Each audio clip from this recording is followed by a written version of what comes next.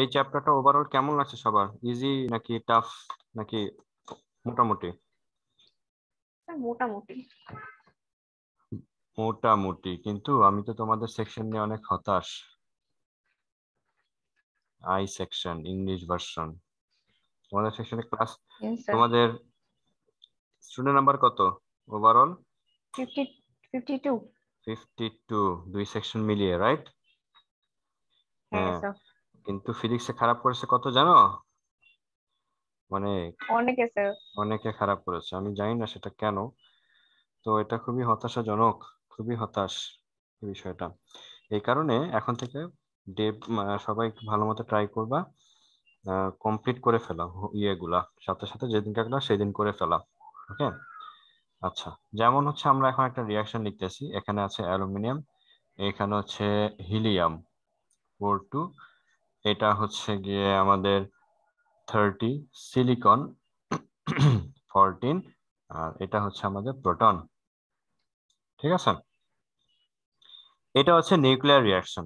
তো নিউক্লিয়ার রিয়াকশনে যেটা হয়, যখন কোনো একটা অ্যাটমকে বা একটা নিউক্লিয়াসকে যখন অন্য আরেকটা অ্যাটম বা নিউক্লিয়াস এসে দুইটা নিউক্লিয়াসের সাথে যখন কলিশন হবে, কলিশন হয়ে যা নতুন আরেকটা নিউক্লিয়াস ফর্মেশন হবে।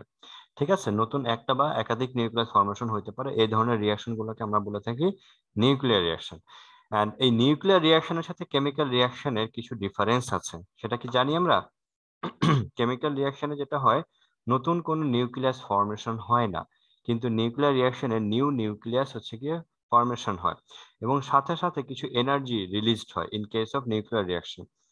একটা কোয়েশ্চেন আসে এক্সামে। আর তাছাড়া এই যে এটাকে কি বলা হয়ে থাকে, এটাকে, এই যে হিলিয়াম, এটাকে কি বলা হয়? কে বলতে পারবে এটাকে কি বলা হয়? এটা একটা নির্দিষ্ট নাম আছে, এটাকে বলা হয়ে থাকে কি? আলফা। আর এটা এটাকে কি, আলফা। এটাকে কি বলা হয়? Helium-2 না সেটা স্যার? এটা 42, হিলিয়াম নিউক্লিয়াসকে বলা হয় আলফা, আর এটাকে বলা হয়ে থাকে প্রোটন। ঠিক আছে, এই রিয়াকশনটাকে এইভাবে লেখা হয়, এই রিয়াকশনটাকে এইভাবে লেখা হয় অর দিয়ে। আমরা মনে করে লিখলাম 27 অ্যালুমিনিয়াম, 13 আলফা প্রোটন সিলিকন, এইভাবে লেখা হয়ে থাকে।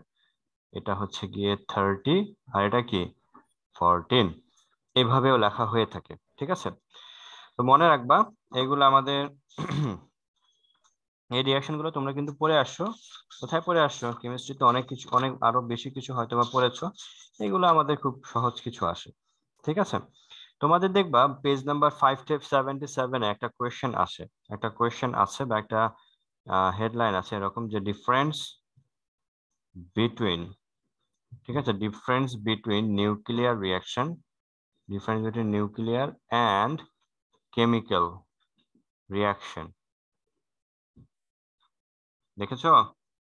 Difference between nuclear and chemical reaction, এই স্যার। কনসেপ্টটা, ঠিক আছে, এটা খুব ইম্পর্টেন্ট, এটা 2 মার্কসের জন্য ইম্পর্টেন্ট, এটা মনে রাখবা, এটা ইম্পর্টেন্ট এই কোয়েশ্চেনটা।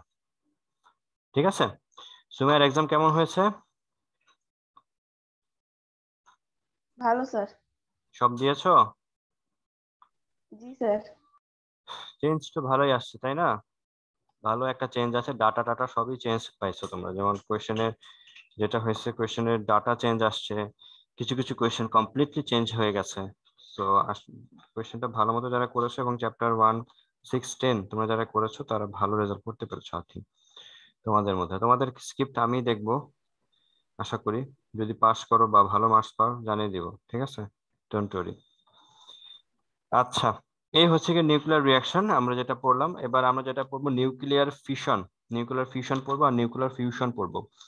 এখন এই নিউক্লিয়ার ফিশন আর নিউক্লিয়ার ফিউশন এটা তোমাদের নিউক্লিয়ার ফিশনটা প্রথমে পড়ি, তারপর হচ্ছে নিউক্লিয়ার ফিউশনটা নিয়ে একটু আলোচনা করবো। বলো, ফিশন অ্যান্ড ফিউশন এই দুইটার মধ্যে পার্থক্য কি?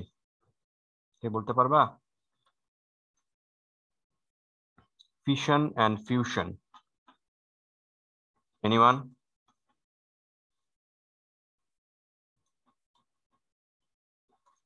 হুম, তাসনিয়া, আফিয়া, হোয়াট? মনে আছে? স্যার ফিউশনে একটা এলিমেন্ট ভেঙে দুইটা এলিমেন্ট হয় আর ফিউশনে দুইটা এলিমেন্ট মিলে একটা হয়, এই টাইপের কিছু একটা ছিল। এই টাইপের কিছু একটা ছিল। ওকে, ফিশন অ্যান্ড নিউক্লিয়ার ফিশন দুইটার মধ্যে আগে ডিফারেন্সটা বলি। নিউক্লিয়ার ফিউশন, ঠিক আছে, এটা মনে রাখবা। এটা নিউক্লিয়ার ফিউশন সবসময় মনে রাখবা। ফিউশন মানে হচ্ছে গিয়ে, ফিউশন শব্দ, ফিউশন দেখবা মানে হচ্ছে কি সামথিং, কোনো কিছু অ্যাড হয়ে নিউ একটা হেভি কিছু ফর্ম করে। ফিউশন মানে হচ্ছে যেমন গানের ফিউশন হয়, দুইটা গানকে একসাথে মিক্সিং করে নিউ একটা গান হয়, একটা মিউজিক হয়, তো ওইগুলাকে দেখবো বলে কি ফিউশন মিউজিক, ফিউশন বলা হয়ে থাকে। ঠিক সিমিলার নিউক্লিয়ার ফিউশনটা হচ্ছে গিয়ে কি, দুইটা স্মলার নিউক্লিয়াস যখন একটার সাথে একটা কলিশন হয়ে, বা একটা পার্টিকেল সাথে একটা নিউক্লিয়ার পার্টিকেলের সাথে, বা বেসিক্যালি দুইটা নিউক্লিয়াসের সাথে যখন তোমার কলিশন হয়ে নিউ একটা নিউক্লিয়াস ফর্ম হবে, সেটাকে বলা হয়ে থাকবে ফিউশন। আর ফিশন আর সাথে সাথে একটা এনার্জি রিলিজ হবে। আর ফিশন হচ্ছে গিয়ে যখন একটা হেভি নিউক্লিয়াসকে কোন একটা ছোট নিউক্লিয়াস গিয়ে এটাকে হিট করার পর ওই হেভি নিউক্লিয়াসটা মোর দ্যান ওয়ান নিউক্লিয়াসে ভাগ হয়ে যাবে, তখন সেটাকে বলা হয়ে থাকবে ফিশন রিয়াকশন। ওকে, ফিশন রিয়াকশনে যেটা করা হয়, যেটা বলা হয় সবচেয়ে পারফেক্ট এক্সাম্পল, যেটা হচ্ছে আমরা সবসময় যে এক্সাম্পলটা দিতে বেশি সুইট বা চয়েস করি, সেটাকে হচ্ছে গিয়ে ইউরেনিয়াম 235। এটা হচ্ছে ইউরেনিয়াম একটা পার্টিকেল, 235 এর ম্যাস নাম্বার, 92 হচ্ছে এর proton number.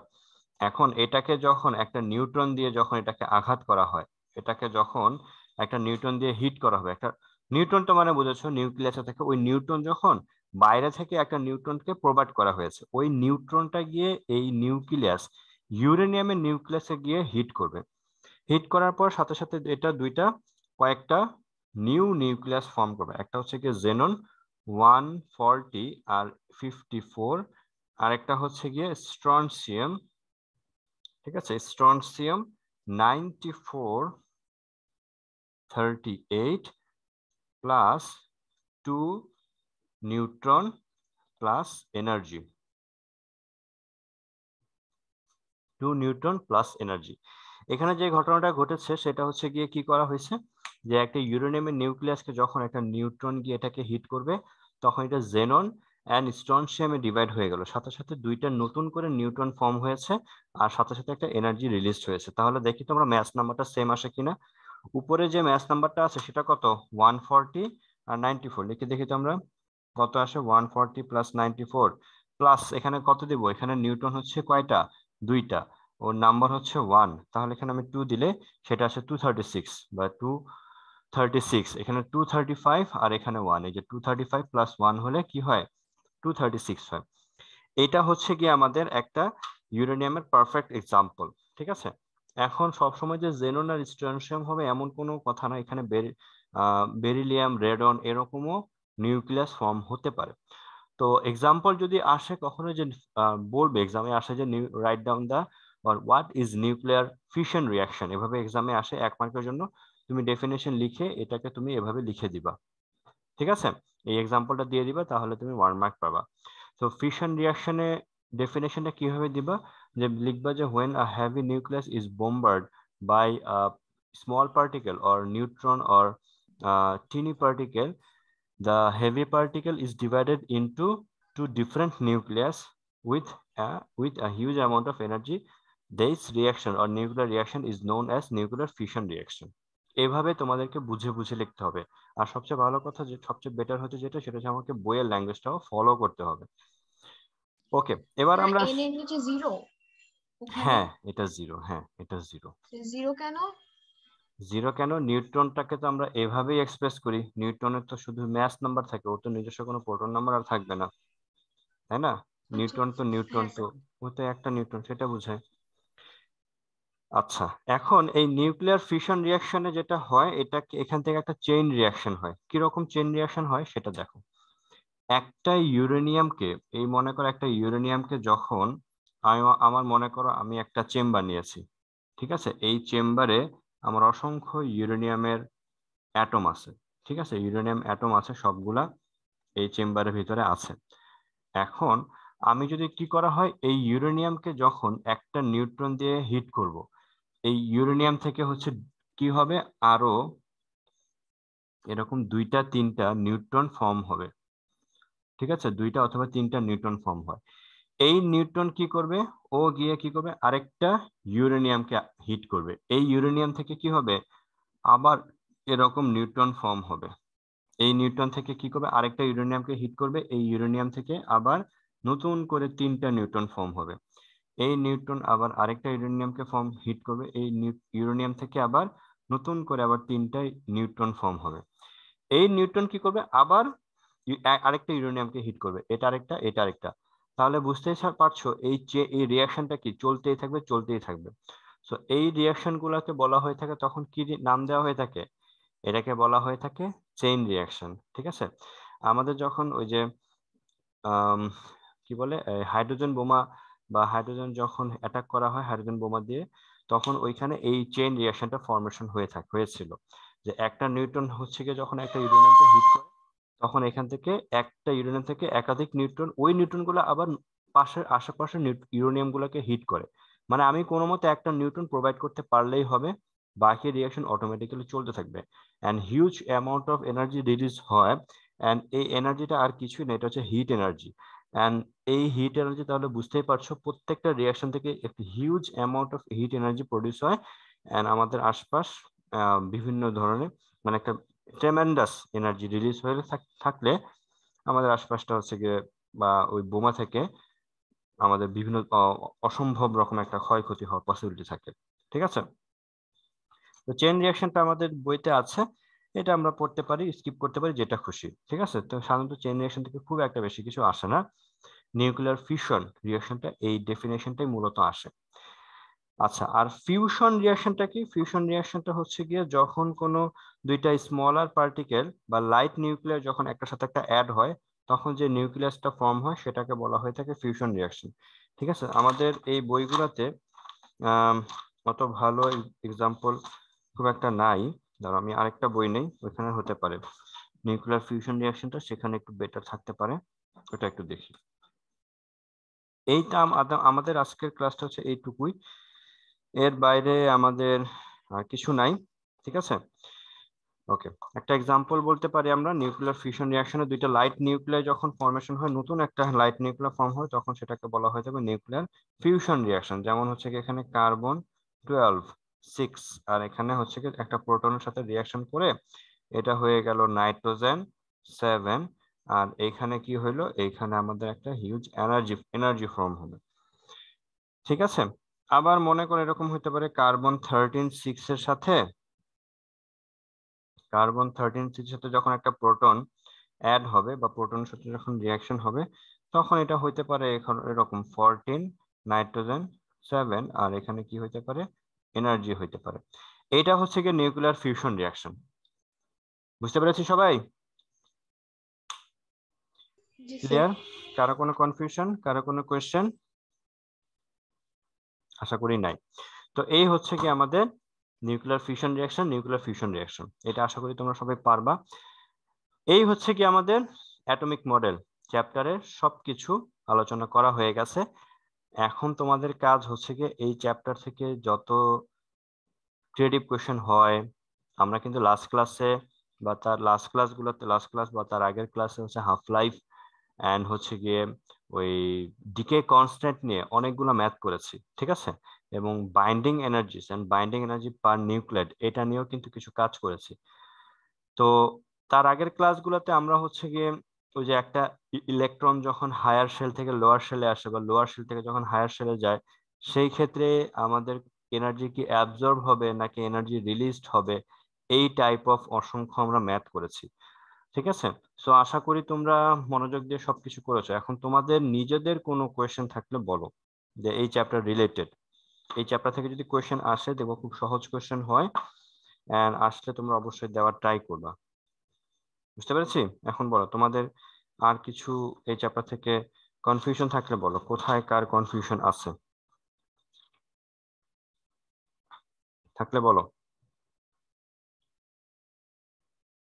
Sir, 576 number page stability of the nucleus and binding energy তে একটা গ্রাফ দেওয়া আছে, ওই গ্রাফটা না বুঝতে পারছি না। ওই গ্রাফটা হচ্ছে গিয়ে কোনো ক্যারেক্টারিস্টিক্স ফলো করে হয় না। যেমন মনে কর ব্যাপারটা এরকম না যে হাইড্রোজেনের জন্য ওই গ্রাফের ভ্যালু কম, মানে বাইন্ডিং এনার্জি পার নিউক্লিয়েট কম আসবে, বা ইউরেনিয়ামের জন্য বেশি আসবে, এরকম না। এখানে হচ্ছে গিয়ে বাইন্ডিং এনার্জি প্রতিটা আলাদা আলাদা নিউক্লিয়াসের জন্য ক্যালকুলেশন করে তারপর তার নিউক্লিয়েট নাম্বার দিয়ে ডিভাইড করে বাইন্ডিং এনার্জি পার নিউক্লিয়েট ক্যালকুলেশন করেছে। তারপর প্রোটন ম্যাস নাম্বারের রেসপেক্টে ওইখানে বাইন্ডিং এনার্জি পার নিউক্লিয়েট গ্রাফটা প্লট করেছে। বুঝতে পেরেছো? প্রতিটা আলাদা আলাদা প্রোটন ইয়ের জন্য। যেমন আমরা যদি দেখার ট্রাই করি, গ্রাফটা যেরকম আছে, গ্রাফের এক্স অ্যাক্সিসে কি আছে বলো দেখি? Sir mass number. Mass number. আচ্ছা, আর ওয়াই অ্যাক্সিসে কি আছে? Binding energy per nucleon. Binding energy per nucleon. Okay, আচ্ছা এখন ম্যাস নাম্বার কারো কারো কি 2, কারো 4, কারো 8, কারো কি এরকম করে বাড়তেছে না? তখন কি এক একটা পার্টিকেলের জন্য বাইন্ডিং এনার্জি কি তুমি একই রকম পেয়েছো, তাই না? এখানে হচ্ছে বাইন্ডিং এনার্জি, যেমন 4 এর জন্য এটা মনে করো 4, এটা মনে করো 8। এখন 4 এর জন্য বাইন্ডিং এনার্জি পার নিউক্লিয়েট কত সেটার জন্য একটা পয়েন্ট নিয়েছে ক্যালকুলেশন করে। ব্যাপারটা এমন না যেটা কোনো ক্যারেক্টারিস্টিক্স ফলো করে চলবে, এটা হচ্ছে গিয়ে র্যান্ডম কিছু ডেটা পেয়েছে এবং সবগুলা দেখেছে বাইন্ডিং এনার্জি পার নিউক্লিয়ের জন্য যাদের যেই বাইন্ডিং এনার্জি পার নিউক্লিয়ার যে একটা লেভেল আছে, মনে করো এই লেভেলের উপরে যারা আছে তাদের বাইন্ডিং এনার্জি পার নিউক্লিয়ার যাদের ওই লেভেলের উপরে যখন হবে তাদের স্ট্যাবিলিটি হচ্ছে গিয়ে বেশি হবে। বুঝতে পেরেছো? মানে আমরা binding energy per nuclear and mass নাম্বারের এই গ্রাফটা দেখে বুঝতে পারি যে কোন নিউক্লিয়াসটা কত বেশি স্টেবল। ঠিক আছে, আমি যদি তোমাদেরকে বোঝানোর যে একটা কথা বলি সেটা হচ্ছে গিয়ে বাইন্ডিং এনার্জি পার নিউক্লিয়ারের জন্য এই গ্রাফটা আসছে অনেকটা এইরকম, এরকম গিয়ে কমে তারপর এরকম হয়ে তারপর এইভাবে গিয়েছে। ঠিক আছে, এখন বাইন্ডিং এনার্জি পার নিউক্লিয়ার জন্য এইখানে এই রিজিয়নে যারা আছে তাদের হচ্ছে স্ট্যাবিলিটি সবচেয়ে বেশি, এবং এই রিজিয়নে যারা আছে তাদের স্ট্যাবিলিটি সবচেয়ে কম, এবং এই রিজিয়ন থেকে যত নিচের দিকে নামতেছে এই ধরনের পার্টিকেল গুলোর স্ট্যাবিলিটি কি আরো কম। এইখানে আমরা সেটুকু বুঝতে পারি। বুঝতে পারছি? তবে এই গ্রাফটা আমাদের মূলত কোয়েশ্চেন, এখানে যে গ্রাফটা প্লট করা হয়েছে এই গ্রাফটা মূলত ক্যালকুলেশন হয়েছে, অথবা এই গ্রাফটা মূলত ফাইন্ড আউট করা হয়েছে ম্যাস নাম্বারের রেসপেক্টে বাইন্ডিং এনার্জি পার নিউক্লিয়েটের জন্য।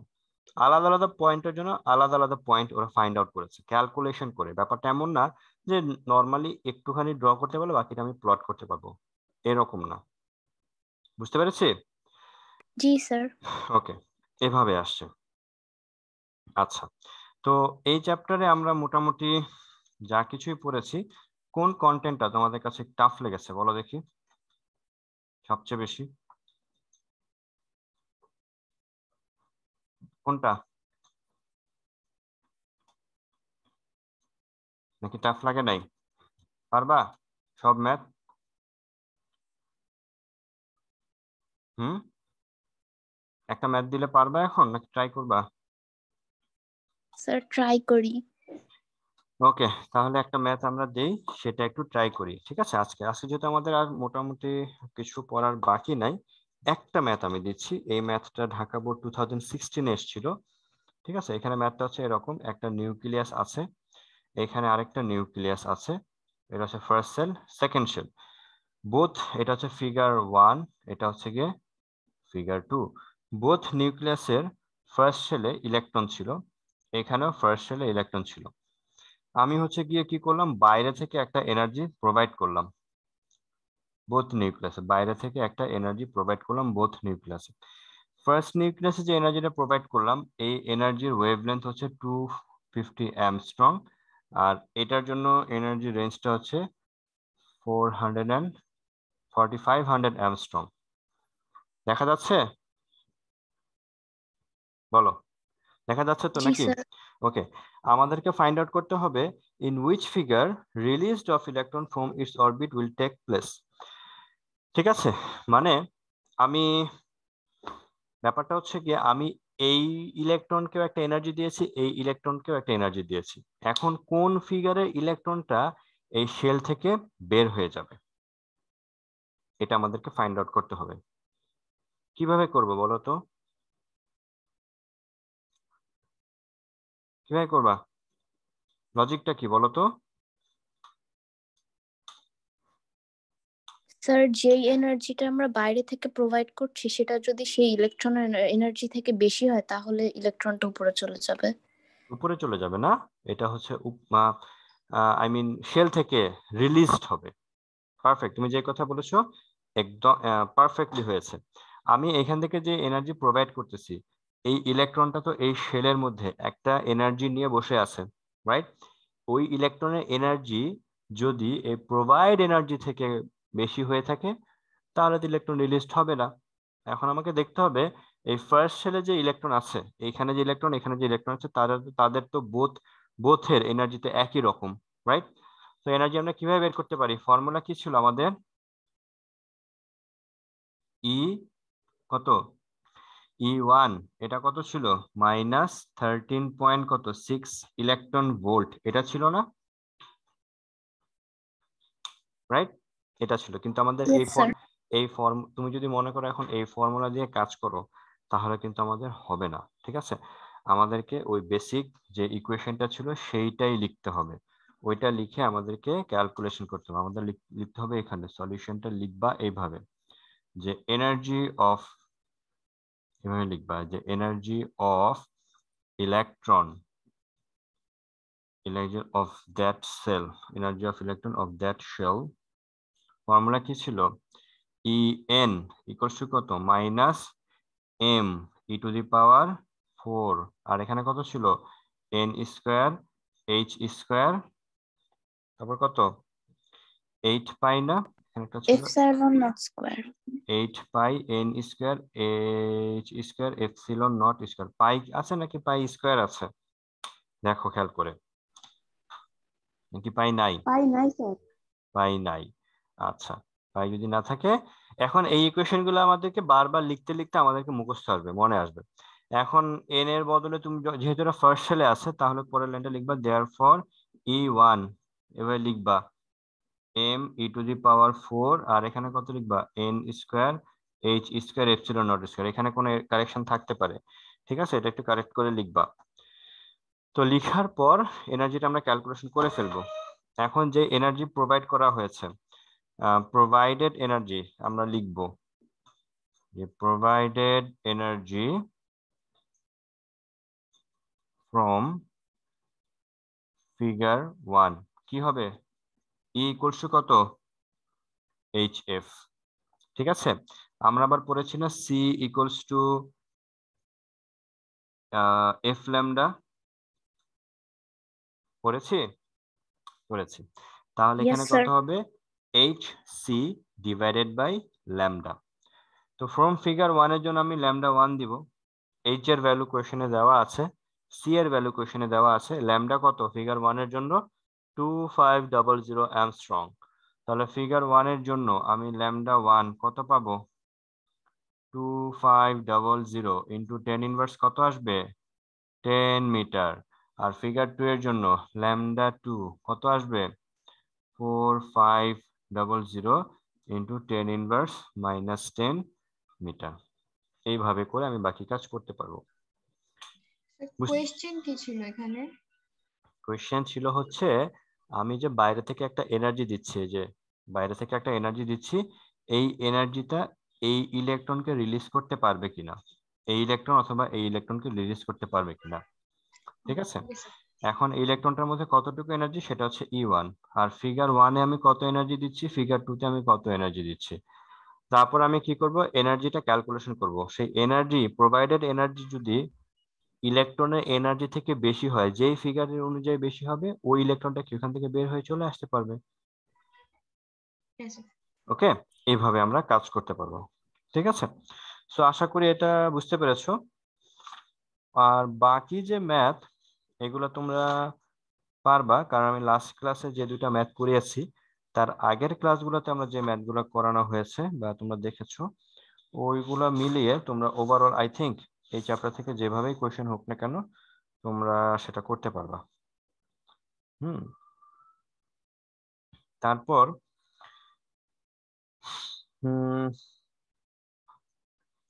কয়েকটা এমসিকিউ করি, ঠিক আছে? কি বলো? এটা Yes, মুছে দিলাম, sir. ঠিক আছে, এটা মুছে দিলাম। এরপর চ্যাপ্টার 9 এর পর আমরা কোন চ্যাপ্টার পড়বো বলো? চ্যাপ্টার 9 এর পর আমরা একটা টেস্ট নিব,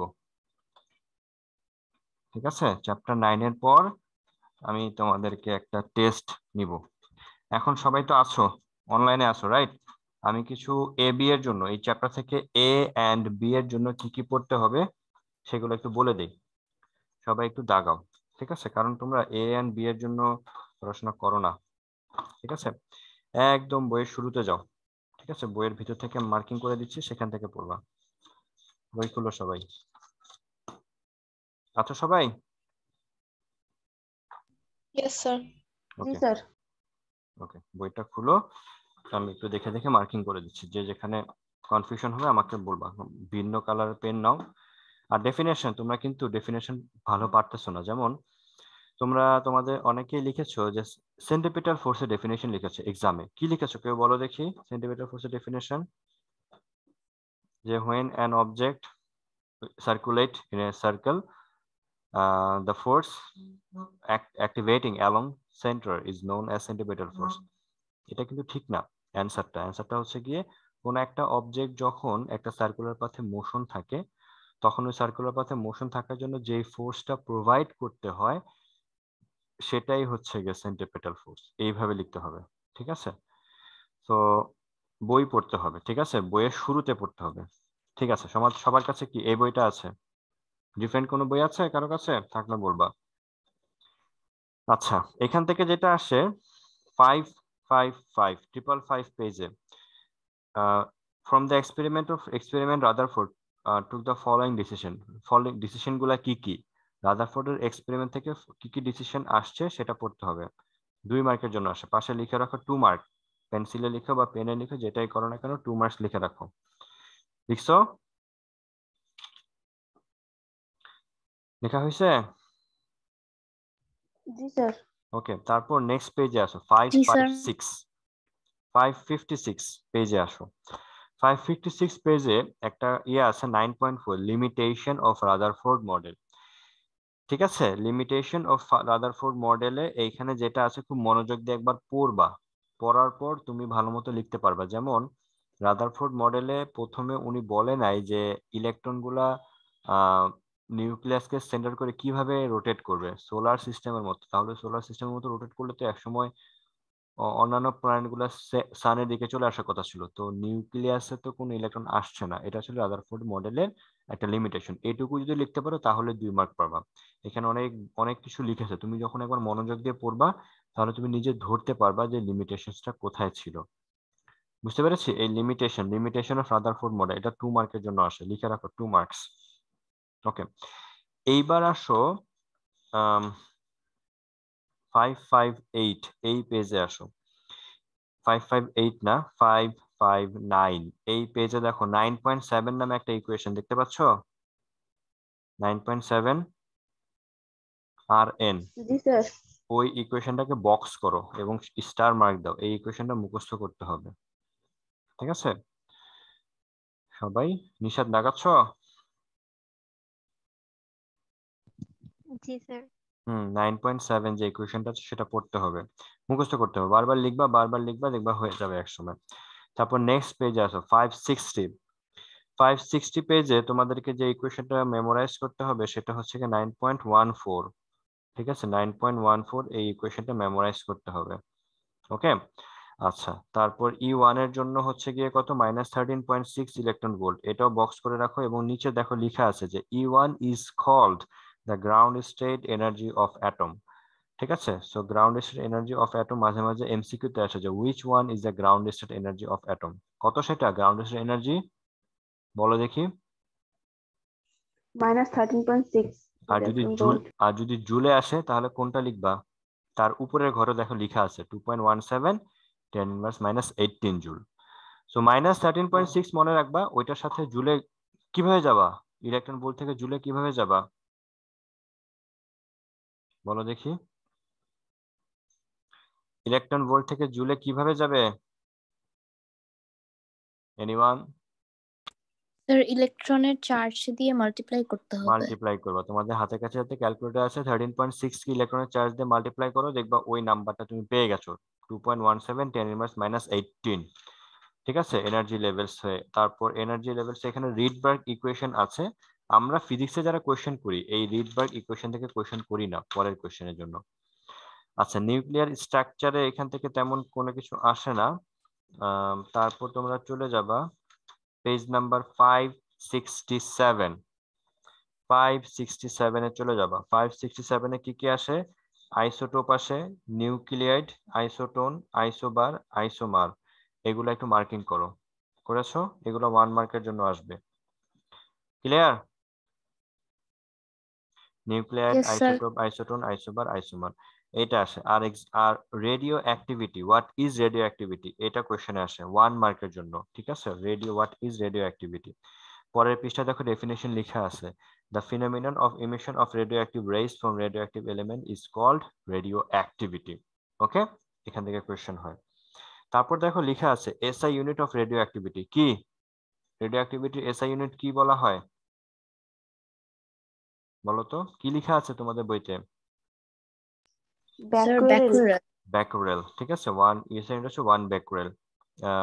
বেকরেল, 1 বেকরেল মানে হচ্ছে 1 ডিকে পার সেকেন্ড। 1 বেকরেল মানে কত ডিকে পার সেকেন্ড? 1 ডিকে। এখানে দেখো ছোট করে লেখা আছে যে 1 becquerel equals to 1 decay per second. ঠিক আছে, আমি একটু লিখে দিচ্ছি।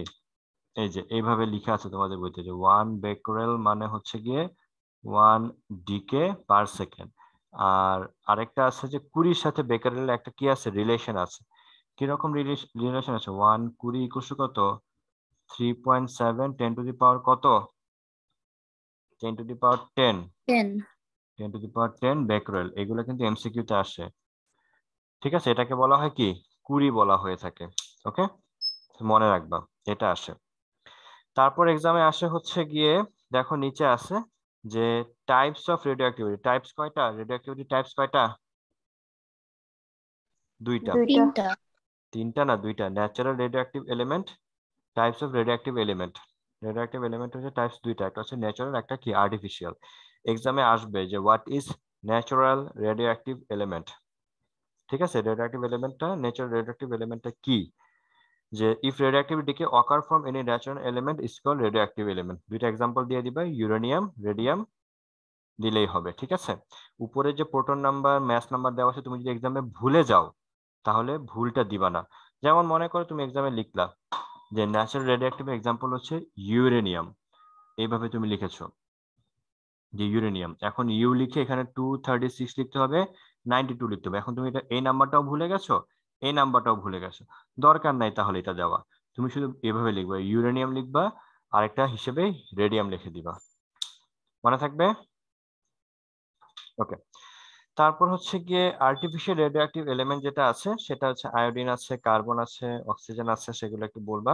তারপর টাইপস অফ রেডিও অ্যাক্টিভিটি হচ্ছে, টাইপস অফ রেডিও অ্যাক্টিভিটি হচ্ছে কি 3 ধরনের, একটা হচ্ছে আলফা, বিটা, একটা কি গামা। বলেছিলাম না আলফা। আর ক্যারেক্টারিস্টিক্স অফ রেডিও অ্যাক্টিভিটি, তোমাদের বইতে ক্যারেক্টারিস্টিক্স অফ রেডিও অ্যাক্টিভিটির কয়টা ক্যারেক্টার দেওয়া আছে? 3টা। 3টা। তো এটা 2 মার্কের জন্য যদি আসে এই 3টাই সুন্দর করে লিখতে হবে। লিখে রাখো ওখানে ব্র্যাকেটে লিখে রাখো 2 মার্কস। ওকে, 2 মার্কসের জন্য আসবে। ওকে, পরের পেজে আছে একটা, পরের পেজে গিয়ে দেখো একটা টেবিল আছে, comparative study of alpha, beta and gamma and X rays. এক্সামে আসে যে write down the difference between alpha, beta and gamma. তখন এখানে 2 মার্কের জন্য যদি আসে তোমাকে মিনিমাম 2টা করে বা 4টা করে এক্সাম্পল লিখতে হবে। বক্স করে লিখতে পারো, আলাদা করে লিখতে পারো, কোনো সমস্যা নাই। বুঝা গেছে? ওকে। তারপর 571 পেজে আসো। 571 নাম্বার পেজে দেখতে পাচ্ছ যে রেডিও অ্যাক্টিভ ডিকে নামে একটা ল আছে। ঠিক আছে, এই লটা আসে 1 মার্কের জন্য, পড়তে হবে এটা। ওকে, পরে নিচে দেখো লেখা আছে যে radioactive decay constant, definition of radioactive decay constant. এটা 1 মার্কের জন্য আসে, এক্সামে আসবে যে হোয়াট ইজ ডিকে কনস্ট্যান্ট। ঠিক আছে, এটা তোমাদেরকে পড়তে হবে। আর একটা সিগনিফিকেন্স আছে, লিখে রাখো, দাগাও এখানে ডেফিনেশনের ডেফিনেশন মার্কিং করো। আর সিগনিফিকেন্স আছে, এই সিগনিফিকেন্সটাও মার্কিং করো। সিগনিফিকেন্সটা বলে দিচ্ছে by decay constant of radon, 22286 radian is 2.1 10^6 per second বলতে কি বোঝায়? যে রেডনের রেডিও অ্যাক্টিভ ডিকে যখন হবে 1 সেকেন্ডে 2.1 10^6 টি এতটি করে রেডন পার্টিকেল রেডিয়েশন হবে। বুঝে গেছে? ডিকে কনস্ট্যান্ট এক্সামে আসে, আর সিগনিফিকেন্সটাও দাগাও। আচ্ছা, তারপর হচ্ছে গিয়ে পরের পেজে আসো 573 হাফ লাইফ। এই হাফ লাইফের ডেফিনেশনটা অনেক বেশি ইম্পর্টেন্ট। হাফ লাইফের ডেফিনেশনটা মার্কিং করো, আর হচ্ছে সিগনিফিকেন্স মার্কিং করো। ওকে, এটা এক্সামে আসে। পরের পেজে আসো এভারেজ লাইফ। এভারেজ লাইফটাই হচ্ছে কি মিন লাইফ। এক্সামে যদি আসে what is average life of radioactivity or mean life of radioactivity, তখন তোমাদেরকে এটা এভাবেই লিখতে হবে। ঠিক আছে, বইয়ের বাইরে লিখবা না। সবাই শুনতে পাচ্ছ? জি স্যার। ওকে, এরপরে নেক্সট পেজে আসো 575 বাইন্ডিং এনার্জি। নেক্সট পেজে দেখো যে বাইন্ডিং এনার্জি ডেফিনেশন আছে। বাইন্ডিং এনার্জি খুবই ইম্পর্টেন্ট, অনেক ইম্পর্টেন্ট, 1 মার্কের জন্য আসবে। ঠিক আছে, পরের পেজে যাও, লেখা আছে একটা ইকুয়েশন দেখতে পাচ্ছ 9.33, এটা হচ্ছে বাইন্ডিং এনার্জি পার নিউক্লিয়ন বা পার নিউক্লিয়াইড। ঠিক আছে, এরপরে লাস্টে আছে নিউক্লিয়ার রিঅ্যাকশন, নিউক্লিয়ার ফিশন। পরের পেজে দেখো নিউক্লিয়ার ফিউশন আছে। নিউক্লিয়ার ফিউশনটা হচ্ছে সবার লাস্ট পেজে 581। নিউক্লিয়ার ফিউশনটা আছে 581 রিঅ্যাকশন ওইখানে আছে। আর আরেকটা দেখো 580 নাম্বার পেজে, এই যে এই ডায়াগ্রামের নিচে ছোট করে লেখা আছে ডেফিনেশন, চেইন রিঅ্যাকশনের ডেফিনেশন আছে। পেয়েছো? পেয়েছো? জি স্যার। ওকে, এই ডেফিনেশন গুলা তোমাদেরকে মনোযোগ দিয়ে পড়তে হবে। আচ্ছা, এরপরে 2 মার্কের জন্য আরো কিছু কোয়েশ্চেন আছে, যেটা হচ্ছে গিয়ে আমরা এক্সারসাইজে দেখতে পাবো। ঠিক আছে, আমি তোমাদেরকে বলে দিচ্ছি কোনগুলো পড়তে হবে। সবগুলো এত ইম্পর্টেন্ট না। আর লিংক শেষ হয়ে গেলে আমরা নিউ লিংকে কিছু করব, এমসিকিউ কিছু কোয়েশ্চেন সলভ করব। ঠিক আছে, আরেকটা যেটা আসে দেখো তোমাদের 610 এ আসো, 610 পেজ নাম্বার 6 and 10। ঠিক আছে, এখান থেকে দেখো অনেকগুলো কোয়েশ্চেন বোর্ডে আসছে। ঠিক আছে, যেমন হাফ এই 27, তারপর হচ্ছে গিয়ে 28, 30, 31।